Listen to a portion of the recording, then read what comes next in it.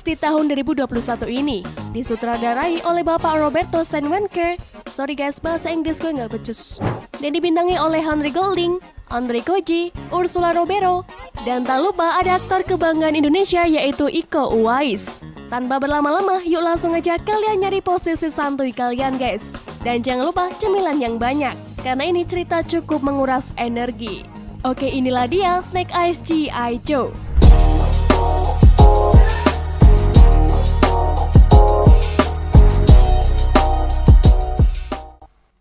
Film diawali dengan diperlihatkannya seorang anak dan ayahnya di sebuah rumah. Pada malam hari itu, beberapa orang mendatangi rumah tersebut dan membunuh si ayah di depan anaknya. Beberapa tahun kemudian, anak lelaki itu tumbuh menjadi seorang petarung jalanan yang dikenal dengan nama Snake Eyes. Tujuan hidupnya masih sama, yaitu menemukan pelaku pembunuh ayahnya dan membunuh orang tersebut. Setelah menyelesaikan sebuah pertandingan, Snake didatangi oleh seorang lelaki yang bernama Kenta yang menawarkan pekerjaan untuknya. Sebagai imbalan untuk pekerjaan itu, Kenta berjanji akan menemukan pelaku pembunuhan ayahnya.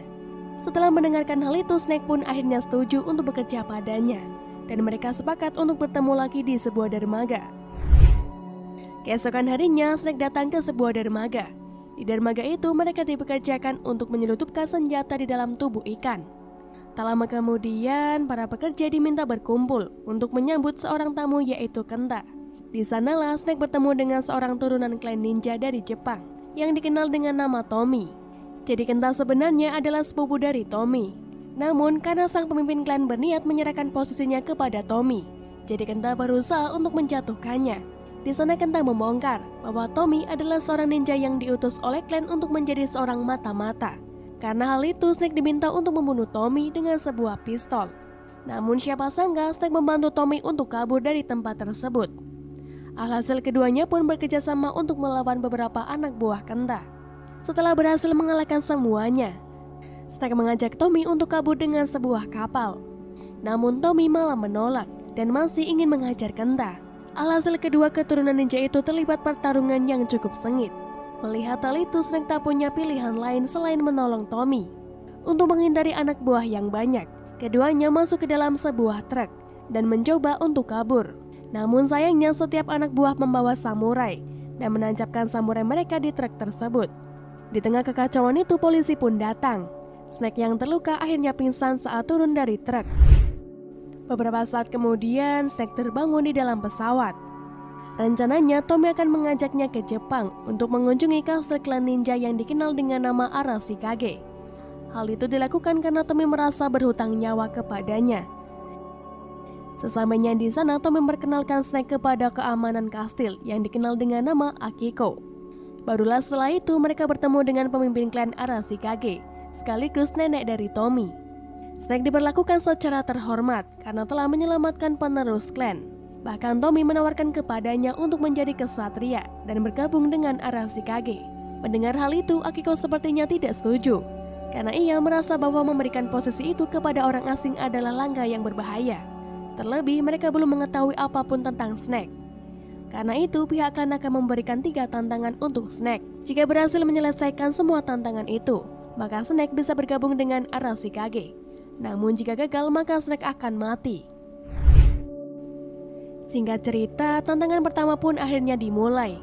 Sebelum dimulai, pemimpin memperkenalkan 2 guru terhormat di sana. Mereka dikenal dengan nama Heartmaster dan Blindmaster. Kemudian Heartmaster menjelaskan aturan dari tantangan pertama. Jadi Heartmaster dan Snake akan sama-sama membawa sebuah mangkuk berisi air. Snake bertugas untuk mengambil mangkuk Heartmaster tanpa menjatuhkan airnya sedikit pun. Snake hanya memiliki 4 kali kesempatan untuk tantangan pertama.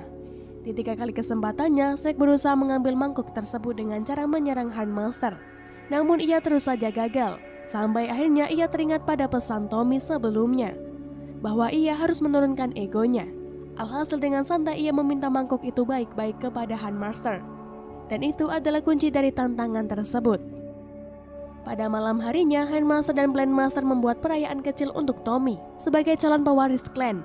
Tommy diprediksi sebagai garis keturunan terakhir dalam klan, sehingga sejak kecil ia sudah dipersiapkan untuk menjadi seorang pemimpin. Tommy pun berkata bahwa saat mendapatkan tahta tersebut, Ia ingin Snake menjadi kesatria sekaligus orang kepercayaannya. Setelah perayaan itu, Snake meminjam sepeda motor dengan alasan untuk jalan-jalan. Padahal ia pergi menemui Kenta. Jadi terungkap bahwa Snake dan Kenta ternyata telah bekerja sama untuk mengelabui Tommy. Dan sekarang Snake telah dianggap telah berhasil mendapatkan kepercayaan Tommy. Misi selanjutnya adalah Snake harus mengambil sebuah artefak berharga bernama Permata Matahari yang tersimpan di dalam kastil. Setelah berhasil, barulah Snake akan bertemu dengan pembunuh ayahnya. Keesokan harinya, Snake bertemu dengan Tommy di halaman kastil. Di sana, Tommy sedikit menceritakan tentang permata matahari berharga yang dilindungi oleh generasi ke generasi. Bahkan hanya anggota inti keluarga klan yang memiliki akses untuk mengambil permata tersebut. Kemudian, Tommy memberikan sebuah pedang samurai bernama Morning Light sebagai hadiah karena telah melewati tantangan pertama. Pada malam harinya, Snake memutuskan untuk menyusup di kawasan permata, sekaligus melihat-lihat keadaan sekitar. Tak diduga di sana ia dibergoki oleh Akiko, yang sudah menaruh kecurigaan padanya sejak awal. Bahkan keesokan harinya mereka berdua pun saling menyerang satu sama lain. Kemudian pertarungan mereka terhenti, karena Akiko mendapatkan kabar dari Tommy, bahwa Kenta saat ini sudah berada di Jepang. Alhasil mereka pun memutuskan untuk menyerangnya malam ini. Singkat cerita, pada malam harinya mereka sampai di tempat Kenta. Di tengah derasnya hujan, mereka menyerang semua anak buah Kenta yang menghalangi mereka. Meski begitu, Snake tetap tahu batasannya, karena bagaimanapun juga ia dan Kenta telah bekerja sama. Di sisi lain, Tommy dan Kenta berhadapan satu sama lain. Di sana terlihat bahwa Kenta jauh lebih unggul dari Tommy. Namun karena satu dan lain hal, Kenta memutuskan untuk kabur terlebih dahulu. Di markas Kenta mereka menemukan beberapa senjata yang dikirim oleh sebuah organisasi kejahatan penyalur senjata ilegal bernama Cobra. Diduga semua senjata itu akan dipergunakan oleh Kenta untuk memulai perang dengan Arashikage. Alhasil menghubungi seorang wanita bernama Scarlet untuk mendapatkan dukungan. Jadi Scarlet adalah anggota unit kontraterorisme global elite yang sangat ahli. Oleh sebab itu bantuan dari Scarlet akan sangat berguna untuk mereka. Dari sambungan telepon, Scarlet berkata bahwa ada seorang anggota Cobra bernama Baroness yang diduga bekerja sama dengan Kenta. Mengetahui semua itu, malam itu juga Snake kembali menemui Kenta. Akiko yang masih curiga pada Snake lantas pergi membututinya dari belakang. Namun sayangnya Snake mengetahui hal itu dan berhasil kabur darinya. Sesamanya di markas Kenta, Snake pun bertemu dengan Baroness.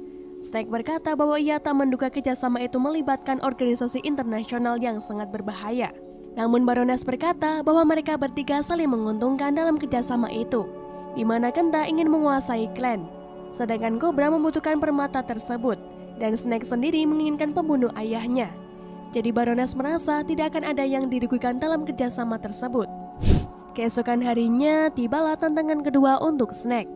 Tantangan kali ini diberikan oleh Blend Master. Kemudian Blend Master memberikan sebuah cahaya dan meminta Snake untuk mengikutinya. Cahaya itu kemudian membawa Snake ke masa lalunya, saat hari di mana kematian ayahnya. Kemudian ia melihat ayahnya dan meminta maaf karena tidak bisa melindunginya saat itu. Namun ayahnya berkata bahwa keselamatan putranya adalah prioritasnya saat itu. Setelah itu tiba-tiba Snake kembali ke hadapan Blend Master. Blend Master menjelaskan bahwa tantangan itu digunakan untuk mengetahui kelemahan diri sendiri. Setelah kembali ke kamarnya, Snake didatangi oleh Akiko. Di sana Akiko langsung mengutarakan kecurigaannya kepada Snake. Alhasil Snake pun mengungkapkan jati dirinya kepada Akiko. Ia mengatakan masa lalunya yang sangat kelam. Sayangnya Snake tidak bisa mengatakan apapun soal kerjasamanya. Namun ia berharap bisa menyelesaikan tantangan ketiga dan menjadi bagian dari Arashikage. Setelah mendengar hal itu, Akiko pun akhirnya luluh. Keesokan harinya tantangan ketiga dimulai.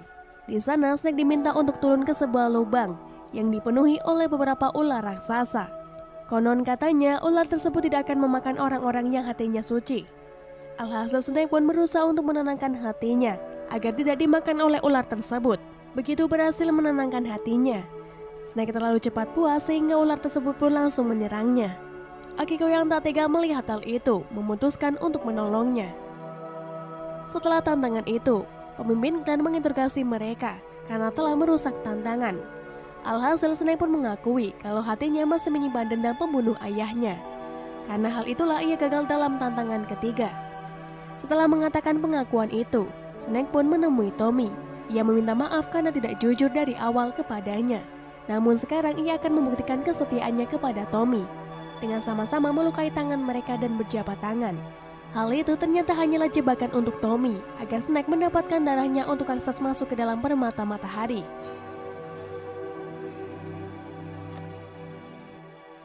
Dan benar saja, setelah mendapatkan permata, Snake Eyes berencana kabur dari tempat tersebut. Namun sayangnya ia diperkoki oleh Akiko yang tidak percaya bahwa mereka telah dikhianati oleh Snake. Meski begitu, Akiko tetap tidak berhasil menghentikan Snake yang berhasil kabur dari tempat tersebut. Setelah itu, Snake menemui Kenta dan menyerahkan permatanya.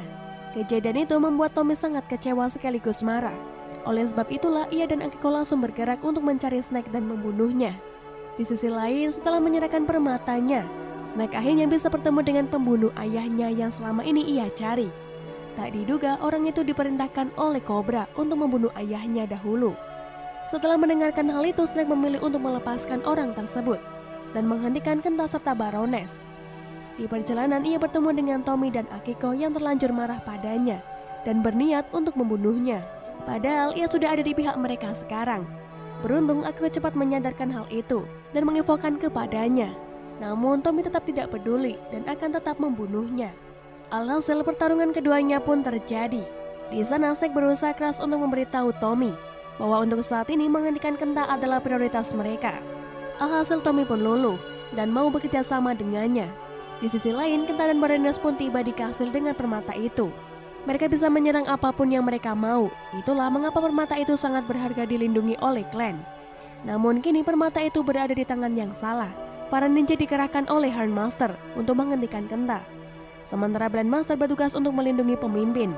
Beruntung saat itu Scarlet tiba di saat yang tepat, sehingga ia bisa langsung membantu Handmaster dan Blendmaster. Setelah itu, Scarlet pun berduel melawan Baroness. Di saat Scarlet terpojok karena Baroness membawa begitu banyak pasukan. Di waktu yang sama, Kenta memilih untuk langsung menyerang pemimpin. Dengan permata itu, ia yakin bisa menguasai Arashikage dengan mudah. Setelah berhasil memojokkan pemimpin, Baroness pun meminta permata itu pada Kenta sesuai dengan perjanjian mereka. Namun sayangnya Kenta malah berkhianat dan malah menyerangnya. Saat itulah anak buah Kenta menginformasikan bahwa Tommy dan yang lainnya sudah tiba di kastil. Karena kekhianatan Kenta, Baroness pun berbalik dan memutuskan untuk berpihak pada klan. Alhasil mereka semua bekerja sama untuk sama-sama menghentikan Kenta. Di saat itulah pertarungan-pertarungan epik pun terlihat di mana-mana. Sampai akhirnya Kenta dan beberapa anak buah yang masih tersisa. Kesempatan itu lantas digunakan oleh gabungan kerjasama itu untuk langsung menyerang Kenta. Namun sayangnya ternyata pemegang permata akan kebal dari semua serangan. Kemudian pemimpin menjatuhkan bom asap agar mereka bisa berpencar tanpa diketahui oleh Kenta. Dengan kerjasama yang baik, permata itu pun lepas dari tangan Kenta dan berhasil diambil oleh Tommy. Karena dipenuhi amarah, Tommy pun melanggar janji bahwa mereka dilarang menggunakan permata itu untuk menyakiti seseorang.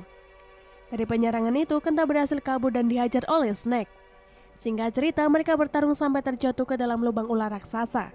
Karena kebusukan hatinya, Kenta hanya menjadi santapan ular raksasa. Sementara Snake berhasil mencernihkan hatinya dan keluar dari tempat tersebut. Film ini diakhiri dengan keberhasilan mereka untuk mengamankan permata. Dan dengan berat hati, pemimpin membatalkan tahta untuk Tommy. Dengan keputusan itu, Tommy pun memilih untuk pergi dari kastil. Karena merasa itu adalah salahnya, Snake pun pergi dari kastil untuk membawa Tommy kembali. Sebelum pergi, Snake mendapatkan buku tentang ayahnya, yang ternyata merupakan Joe yang sudah menyelamatkan banyak nyawa. Dan kini Snake mendapatkan posisi ayahnya tersebut. Dan film pun selesai. Oke guys, thank you udah mampir ke channel Cinemazi. Jangan lupa like, share, and subscribe ya. Gue Yaya pamit undur diri, sampai jumpa di alur cerita berikutnya. And see you, bye-bye.